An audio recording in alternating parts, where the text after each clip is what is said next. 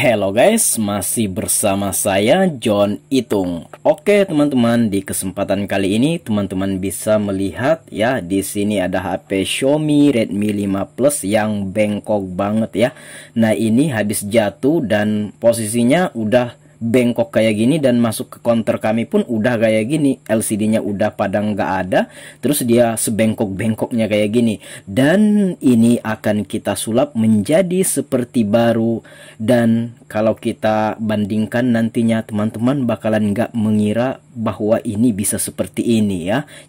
Oke, teman-teman siap dan saksikan video ini sampai selesai ya.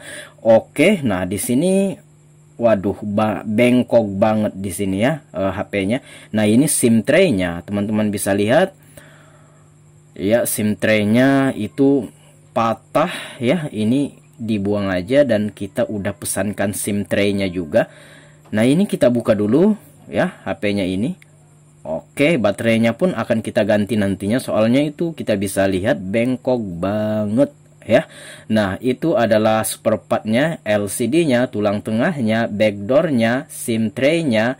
Nah, baterainya itu di samping, nggak kerekam kamera. Kita simpan dulu. Baiklah, kita lepas dulu semua peralatannya, kita lepas semua baut-bautnya, mesinnya bakalan kita pindahin, dan mulai dari baterai kita akan buka terlebih dahulu. Dan posisinya masuk ke counter kami ya udah kayak gini, LCD-nya udah nggak ada, dan seandainya ada pun mungkin retaknya retak 5.000 kan, biasanya orang retak 1.000, ini retak 5.000. Oke, bercanda ya, kita lanjut dulu. Nah, di sini kita lepas dulu itu safety-nya sekaligus antena ya, antena buat menambah jaringan, itu kita lepas dulu baut-bautnya. Saya akan percepat video ini, bukan saya akan percepat, dan udah memang dipercepat. Jadi saya percepat video ini untuk mempersingkat durasi, dan saya harap teman-teman paham aja ya. Oke, nah nantinya kita akan buat versi, ini kan versi vlog ya. Nah, saya akan membuat versi musiknya, jadi tidak ada suara saya yang merdu ini, Oke, bercanda ya. Nah, saya akan membuat versi musiknya ya, dan videonya adalah video ini. Jadi supaya teman-teman bisa melihat juga tanpa suara saya, tapi diisi dengan musik. Loh, apa bedanya bang? Ya nggak ada bedanya, yang penting sama aja kayak gitu ya. Saya pengen aja buat kayak gitu kan. Oke, langsung aja di bagian bawah ini kita buka semua, kita buka itu boardnya, papan pengecasnya kita lepas, udah terlepas, dan itu fleksibelnya yang menghubungkan boardnya itu akan kita lepas juga. Nah, ini adalah tulang tengahnya ya, ini saya beli di Tokopedia, banyak banget ya, bejibun. Silahkan teman-teman cari kalau teman-teman pengen. Nah, ini kita lihat ya. Nah, ini akan saya lepas. Nah, ini adalah flash atau lampu kamera bagian depan, ini akan kita copot juga ya. Oke, pelan-pelan ya. Ini sebenarnya saya pelan banget loh, karena video ini saya percepat, kelihatannya agak cepat ya. Kita tes dulu. Oke, menyala, sip. Oke, kita akan pasang ke ini tulang tengah yang baru ini. Oke guys, nah kita pasang dulu, kita cocokkan. Ini simple banget ya, nggak ada skill-skill yang gimana gitu ya. Ini semua orang pasti bisa melakukannya ini. Nah, kacanya itu kita pasang juga. Oke, pelan-pelan mas. Iya. Oke, kita pasang, kita presisikan, kita paskan di situ. Oke guys, nah udah ngepas. Dan ini, nah ini earpiece-nya atau speaker telinga yang berfungsi saat kita nelpon, itu kita copot juga pakai pinset. Hati-hati jangan sampai rusak. Nah, kita tes dulu menggunakan multitest meter apakah ini berfungsi dengan baik. Oke, nah karena di sini nggak ada suaranya, itu sebenarnya suaranya kresek-kresek ya, itu menandakan itu bagus. Baiklah, langsung saja itu. Nah, itu ada lagi, saya nggak tahu apa namanya, penutup tulang tengah yang bolong itu kita copot juga. Nah, itu kabel fleksibelnya kita copot juga. Nah, itu tombol power, tombol volumenya juga kita lepas ya. Nah, di sana tombol apa, kita pasang dulu itunya ya, double tip. Nah, ini videonya kecepatan banget tapi nggak apa-apa ya. Nah, itu saya udah pasang ya itunya, tombol powernya, dan mesin PCB-nya saya udah pasang, dan ini kita bautin dulu. Oke, kita pasang baut dulu, kita pas-paskan. Oke guys, nah itu kita pasang boardnya, papan untuk ngecasnya kita pasang dulu. Nah kemudian kita bautin. Ya sebenarnya simple banget loh, nggak ada cara atau trik gimana gitu.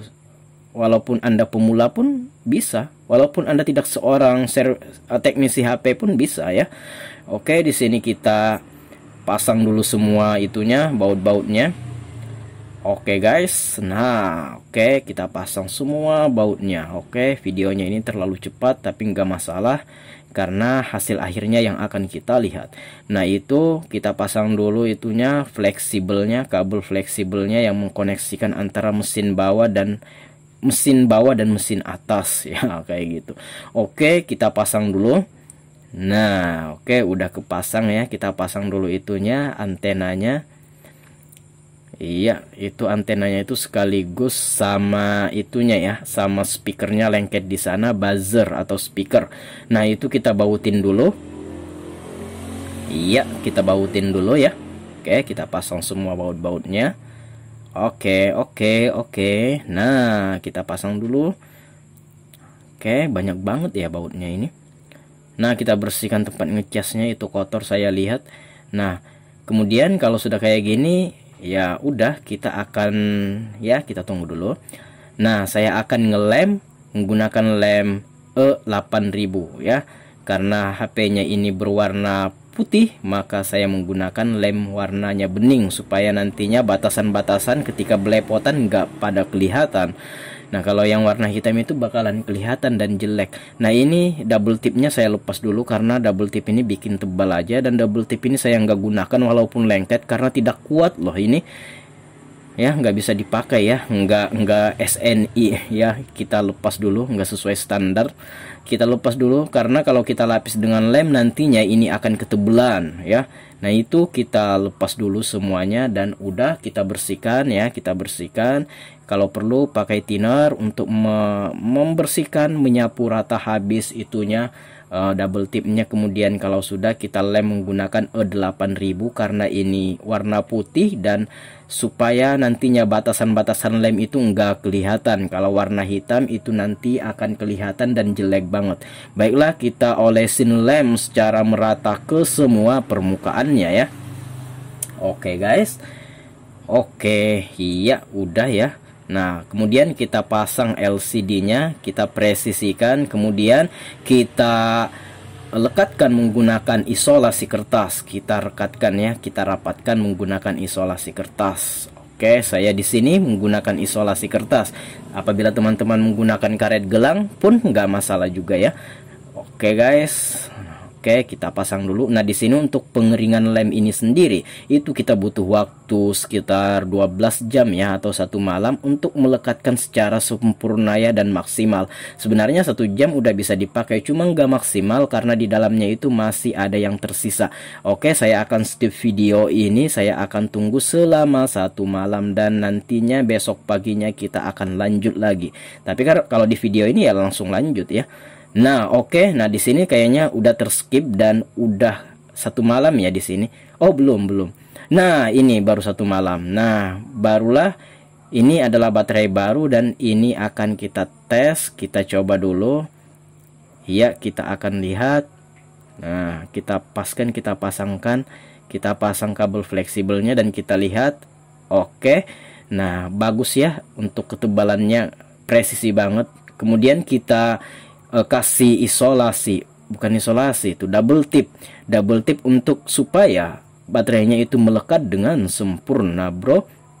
Oke, kita copot itunya kertasnya, kertas double tipnya, kemudian kita tempelkan baterainya.